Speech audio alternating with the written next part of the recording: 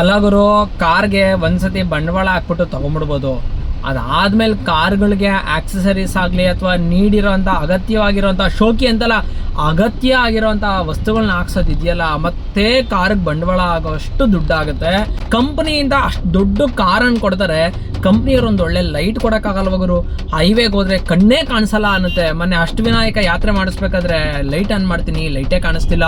ಆ Harishchandra ಗಢದ back side ರೋಡಲ್ಲಿ ಬಂದ್ಬಿಟ್ಟೆ, ಘಾಟಲ್ಲಿ ಏನ್ ಈಚ್ ಕಡೆ ಫಾಗ್ ಫುಲ್ ತುಂಬ್ಕೊಂಡ್ಬಿಡ್ತು, ರೋಡೇ ಕಾಣಿಸ್ತಿಲ್ಲ.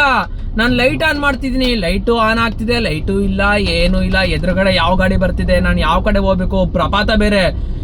2 ನಿಮಿಷ ನಾನು ಎದೆನ ಕೈಯಲ್ಲಿ ಇಟ್ಕೊಂಡ್ಬಿಟ್ಟು ಸೈಡಲ್ಲಿ ನಿಂತ್ಕೊಂಡ್ಬಿಟ್ಟೆ, ಅರ್ಧ ಗಂಟೆ. ಇವಾಗ ಹೋಗ್ಬಿಟ್ಟು ಬಾಯಿ ಮುಚ್ಕೊಂಡು ಇವಾಗ ಲೈಟ್ ಹಾಕ್ಸ್ಕೊಂಬಂದೆ ಹೊಸದು. 5,000 ರೂಪಾಯಿ ಲೈಟ್ ಗುರು. ನಾನಲ್ಲ, ಕಂಪ್ನಿಗೆ ಅಷ್ಟೆಲ್ಲ ಬಂಡವಾಳ ಹಾಕಿ ಕಾಸು ಕೊಟ್ಟು ಕಾರ್ ತಗೊಂತೀವಿ, ಒಂದು ಒಳ್ಳೆ ಲೈಟ್ ಹಾಕೊಡಕ್ಕಾಗಲ್ವಾ ಕಂಪ್ನಿಯವರು? ಇಟ್ಟಿಟ್ಟೆ ಒಳ್ಳೆ ನಾವು ರಾತ್ರಿ ಹೊತ್ತು ರೂಮ್ಗೆ ಬೆಡ್ ಲೈಟ್ ಅಂತ ಹಾಕ್ತಿವಲ್ಲ, ಆ ಥರದ ಲೈಟ್ ಕಾರ್ಗೆ ಹಾಕೊಡ್ತಾರೆ. ಹೈವೇಲಿ ಹಿಡಿಯೋಕ್ಕಾಗಲ್ಲ, ದೊಡ್ಡ ಲೈಟ್ ಹಾಕಿದ್ರೆ ಪೊಲೀಸವ್ರು ಹಿಡಿತಾರೆ, ಚಿಕ್ಕ ಲೈಟ್ ಹಾಕಿದ್ರೆ ಕಣ್ಣು ಕಾಣಿಸಲ್ಲ. ಹೊಸಿ ಹಿಂಸೆನಾ?